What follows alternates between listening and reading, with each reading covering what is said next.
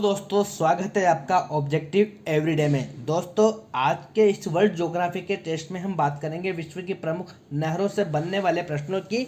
तो जो भी प्रश्न यहाँ पर हमने लिए हैं वो बहुत ही ज़्यादा इम्पोर्टेंट है आपके आने वाले एग्जाम के लिए। तो आज के पहले प्रश्न से हम शुरू करते हैं कि पनामा नहर किन दो महासागरों को जोड़ने का कार्य करती है। दोस्तों अगर किसी भी प्रश्न का उत्तर आपके मन में है और आपको आता है तो आप जो है नीचे कमेंट करके यहाँ पर बता सकते हैं। तो दोस्तों हमारे इस प्रश्न का सही उत्तर हो जाएगा प्रशांत महासागर और अटलांटिक महासागर को जोड़ने का कार्य पनामा नहर करती है।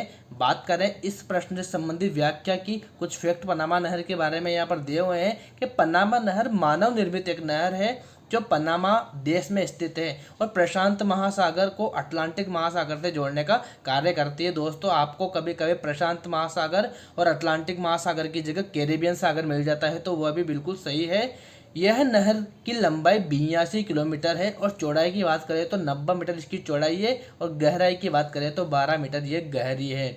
हमारा अगला प्रश्न है पनामा नहर व्यापारिक दृष्टि से स्वज नहर की अपेक्षा कम महत्वपूर्ण है क्यों कम है? क्योंकि घने आबाद देशों का व्यापार पनामा नहर के द्वारा नहीं होता। जो घने बसे हुए देश है जिसका व्यापारिक महत्व अधिक है वहाँ पर पनामा नहर से कम व्यापार होता है और स्वज नहर से ज़्यादा व्यापार होता है। इस वजह से इसका व्यापारिक महत्व स्वज नहर की तुलना में कम है।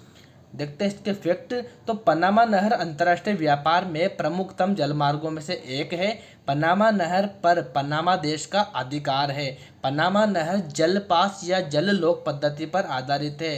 पानी को लिफ्ट या जलपास की सहायता से ऊपर उठाकर जहाज़ों को ऊपर उठाया जाता है क्योंकि ये पर कुछ जो है वह भौगोलिक समस्याएं हैं पनामा देश के साथ में, तो इस वजह से यहाँ पर लोक सिस्टम अपनाया गया है।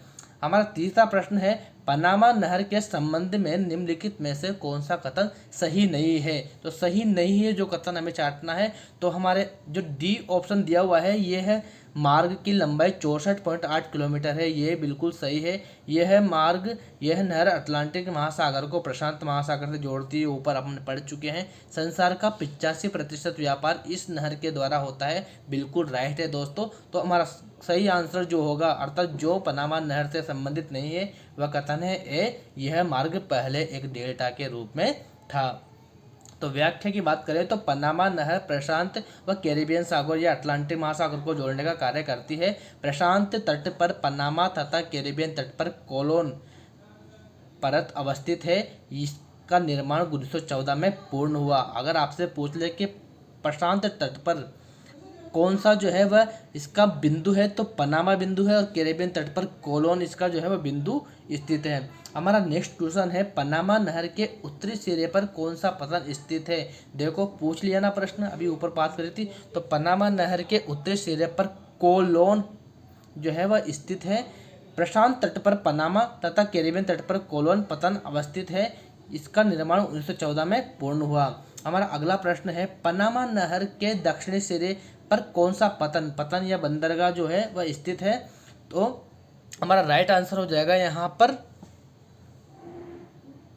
पनामा।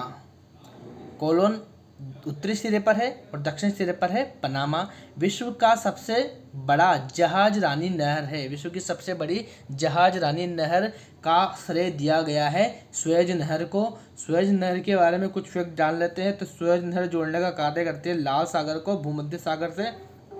1858 में एक इंजीनियर फर्डिनेंड द लेसेप्स की देखरेख में सुएज नहर का निर्माण शुरू हुआ।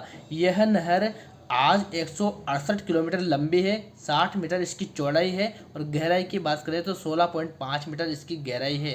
10 वर्ष लगे इसको बनकर तैयार होने में। सन 1869 में यह यातायात के लिए खुली, मतलब इसका बनकर कंप्लीट हो गई और प्रारंभ हो गई। केवल पहले दिन में ही जहाज नहर को पार करते थे, पर पहले दिन में ही जो है वह कुछ जहाज नहर को पार करते थे, पर 1887 में रात में भी पार करने लगे हैं। 1866 में इस नहर को पार करने में 36 घंटे लगते थे, पर आज 18 घंटे से कम समय ही लगता है। यह वर्तमान में मिस्र देश के अधिकार में है। अक्सर एग्जाम में पूछा जाता है कि सुएज नहर पर वर्तमान में किस देश का अधिकार है? तो मिस्र का। और कह रहे पनामा नहर पर किसका अधिकार है? तो पनामा देश का। यह नहर चुंगी कर बहुत अधिक है। इस नहर पर जो टैक्स लगता है, जो चुंगी कर लगता है वो बहुत ही ज़्यादा है दोस्तों। तो हमारा अगला प्रश्न है, स्वेज नहर जोड़ती है, स्वेज नहर किन दो देशों को या किन दो सागरों को जोड़ने का कार्य करती है? तो भूमध्य सागर को लाल सागर से, सॉरी दोस्तों बी नहीं है, ए ऑप्शन है, भूमध्य सागर को लाल सागर से स्वेज नहर जोड़ने का कार्य करती है। स्वेज नहर लाल सागर और भूमध्य सागर को जोड़ती है।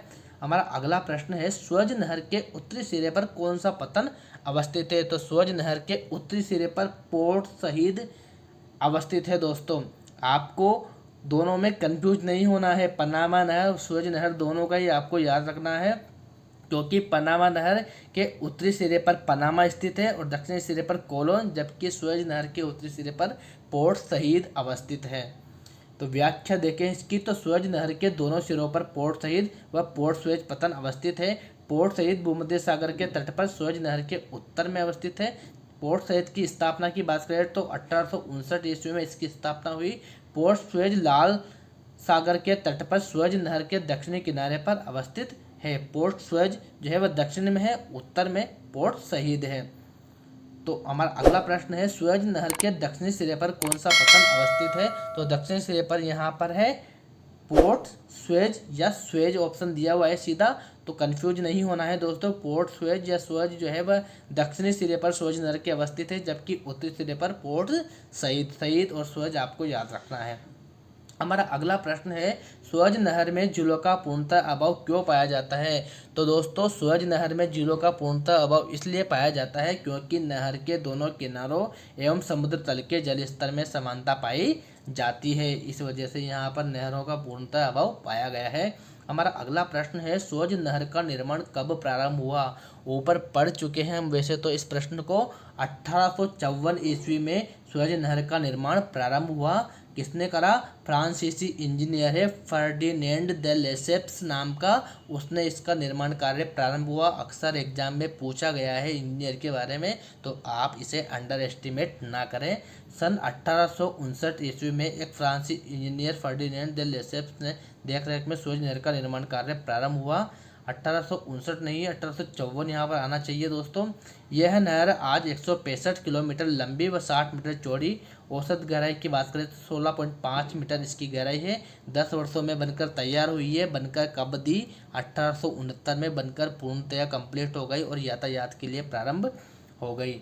तो हमारा नेक्स्ट क्वेश्चन है, स्वेज नहर कब बनकर तैयार हुई? तो 1869 ईस्वी में ये पूर्ण तरह बनकर तैयार हो गई और यातायात के लिए या परिवहन के लिए पूरी तरह रेडी हो गई। स्वेज नहर की लंबाई कितनी है? लंबाई अक्सर एग्जाम में पूछी गई है, 168 किलोमीटर आपको याद रखनी है। 168 किलोमीटर इसकी लंबाई है। स्वेज नहर की लंबाई अक्सर पूछी जाती है, पनामा नहर की नहीं पूछी जाती। व्याख्या देखते हैं, स्वेज नहर की लंबाई 168 किलोमीटर लंबी है, अधिकतम चौड़ाई 365 मीटर है, नहर की औसत गहराई 16.15 मीटर है। इसमें दो गलियारे हैं, आने के लिए अलग है और जाने के लिए अलग है। एक आने के लिए और दूसरा जाने के लिए, दोनों ही गलियारों को पार करने के लिए 15 घंटे का लगभग समय लगता है। प्रतिदिन 90 जहाज इस नहर को पार कर सकते हैं। बहुत ही ज़्यादा कमाई कर रहे हैं क्योंकि टैक्स बहुत ज़्यादा वसूला जाता है।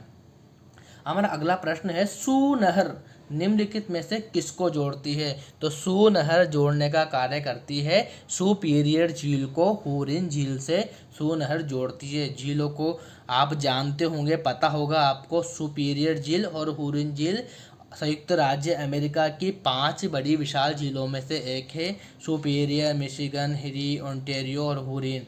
आपने अगर झीलों का वीडियो नहीं देखा होगा तो ऊपर आई बटन में आपको जो है इसका लिंक मिल जाएगा, तो झीलों का वीडियो भी आप देख लें। इसके अलावा आपको नदियों का वीडियो भी जो है वह यहाँ पर मिल जाएगा, जलप्रपात का वीडियो भी आपको मिल जाएगा। आप जो है वह हमारे चैनल को जो है विजिट करें एक बार, सबके वीडियो आपको मिल जाएंगे। तो इसकी व्याख्या देखते हैं। सू नहर, यह नहर उत्तरी अमेरिका की सुपीरियर झील को हुरिन झील से मिलाती है, जोड़ती है। हमारा अगला प्रश्न है, कील नहर जोड़ती है। कील नहर किन्हें जोड़ने को कार्य करती है? बार बार एग्जाम में पूछा जाता है सीधा सीधा यही प्रश्न। तो उत्तरी सागर को बाल्टिक सागर से जोड़ने का कार्य कील नहर करती है। कील नहर के बारे में कुछ फैक्ट जान लेते हैं। कील नहर, जिसे सन 1948 में केसर विलियम नहर भी कहा जाता था, एक 98 किलोमीटर लंबी जहाजी नहर है जो जर्मनी वेस्टफैलिंग होल्स्टीन में स्थित है। विश्व की सबसे व्यस्ततम नहर है। कील नहर उत्तरी सागर को बाल्टिक सागर से जोड़ती है, खासकर यूरोप के व्यापार के क्षेत्र में भी ज़्यादा महत्वपूर्ण है। यूरोप का ज़्यादातर व्यापार कील नहर से ही होता है। नेक्स्ट क्वेश्चन देख लेते हैं, कौन सी नहर बाल्टिक सागर को उत्तरी सागर से मिलाती है? तो दोस्तों कील नहर ही बाल्टिक सागर को उत्तरी सागर से मिलाती है। प्रश्न को घुमाकर पूछ लिया है। तो अगला प्रश्न है क्रा नहर, आपने इसका नाम भी नहीं सुना होगा दोस्तों। क्रा नहर निम्नलिखित में से किस देश में स्थित है? तो क्रा नहर स्थित है थाईलैंड में मेरे भाइयों। थाईलैंड में ये जी नहर स्थित है। क्रा कैनाल प्रोजेक्ट थाई सरकार का एक महत्वाकांक्षी प्रोजेक्ट रहा है। थाईलैंड की भौगोलिक स्थिति ऐसी है कि उसका एक हिस्सा तो दक्षिणी चीन सागर में खुलता है और दूसरा हिस्सा खुलता है हिंद महासागर में। थाईलैंड पनामा नहर की तरह बीचों बीच में से एक नहर बनाना चाहता है। यह नहर चीन सागर को सीधा हिंद सागर से जोड़ दे, ताकि थाईलैंड को उम्मीद है कि यह प्रोजेक्ट उसके लिए एक गेम चेंजर साबित हो सकता है। इससे सिंगापुर के रास्ते हिंद महासागर को जाने वाला जहाज सीधा इस नहर से होकर गुजरेगा और थाईलैंड मोटी रकम कमाएगा। इससे उसे बड़ा रेवेन्यू हासिल हो सकता है। तो अगला प्रश्न है हमारा, पनामा जल डमरू मध्य के आर पार नहर खोदने का विचार रखा था। किसने रखा था? हम बोल्ट ने रखा था। बोल्ट ढीले कर दिए थे इसने सबके। तो पनामा जल डमरू मध्य के आर पार नहर खोदने का विचार हम बोल्ट ने रखा था। तो हमारा अगला प्रश्न है, निम्नलिखित में से कौन सा कथन सही नहीं है? तो कथन सही नहीं है तो ऐसे प्रश्नों को सारों को ही पढ़े आप, तो बहुत दिमाग लगाकर इसमें आंसर देना पड़ता है। तो हमारा ए ऑप्शन है कि कील नहर जर्मनी में है, ये उत्तरी सागर को बाल्टिक सागर से जोड़ती है। बिल्कुल सही है मेरे दोस्त। स्वेज नहर मिस्र में है, लाल सागर को भूमध्य सागर से जोड़ती है। बिल्कुल सही है, 100% 100% सही है। पनामा नहर पनामा में है, ये कैरिबियन सागर को प्रशांत महासागर से जोड़ती है। सही बात है। हमारा अगला ऑप्शन है सू नहर स्वीडन में है, ये स्टॉकहोम को गोटेनबर्ग के बीच जोड़ती है। नहीं दोस्तों, ऐसा नहीं है, यही हमारा राइट आंसर है। सू नहर स्वीडन में नहीं है। व्याख्या में देखते हैं कि सू नहर जो उत्तरी अमेरिका की सुपीरियर झील को ओरेंज झील से मिलाती है, उनको जोड़ती है। ये स्टॉकहोम और गोटेनबर्ग को नहीं जोड़ती। हमारा नेक्स्ट क्वेश्चन है, स्वेज नहर के खुलते ही निम्नलिखित में से किसके बीच समुद्री यात्रा का मार्ग छोटा हो जाता है? तो स्वेज नहर के खुलते ही लंदन व चेन्नई के बीच जो है वह बिल्कुल छोटा मार्ग हो जाता है। स्वेज नहर के खुलने से लंदन व चेन्नई के बीच समुद्री यात्रा का मार्ग बिल्कुल ही छोटा हो जाता है। हमारा अगला प्रश्न है, पनामा नहर स्वेज नहर से भिन्न है, क्यों? क्योंकि इसमें लॉक सिस्टम है। पनामा नहर में लॉक सिस्टम है, जबकि स्वेज नहर में नहीं है। दोस्तों अगला प्रश्न है, स्वेज नहर का निर्माण किस वर्ष प्रारंभ हुआ? तो स्वेज नहर का निर्माण प्रारंभ हुआ था सन 1914 ईस्वी में। 1914 ईस्वी में इसका निर्माण प्रारंभ हुआ था। अक्सर एग्जाम में पूछा जाता है, आप इसको याद जरूर कर लें। तो अमेरिकी सरकार ने कोलंबिया सरकार के साथ संधि करते हुए इस क्षेत्र का अधिग्रहण करा, तब यह कोलंबो देश के अंतर्गत था। 1904 में अमेरिकी इंजीनियरों ने कार्य प्रारंभ कर दिया। इसमें इस नहर को 3 लॉक्स के साथ बनाने की शुरुआत की। अमेरिकॉम में काफ़ी अध्ययन व निवेश के बाद 1914 में इसका कार्य पूरा हुआ। दोस्तों ये लॉक बनाना इनके लिए सबसे बड़ी चुनौती थी, इस वजह से इसमें खर्च भी ज़्यादा हुआ और टाइम भी ज़्यादा लगा। दोस्तों अगर आपको वीडियो वाकई में पसंद आया हो तो वीडियो को लाइक करना मत भूलना यार, और अपने दोस्तों के साथ भी इसे ज़्यादा से ज़्यादा शेयर करें, उनका भी भला हो जाए, वो भी आपको दुआएं देंगे। दोस्तों अगर चैनल पर नए हो तो चैनल को सब्सक्राइब जरूर कर ले, और एक घंटे का निशान जो है उसको किसी चीज़ को पैक कर मार दें, ताकि किसी भी करके वो बटन दब जाए और नए नए वीडियो की नोटिफिकेशन आपको मिल जाए, क्योंकि डेली ऐसे वीडियो यहाँ पर अपलोड होते रहते हैं मेरे दोस्त। तो थैंक यू दोस्त मेरा।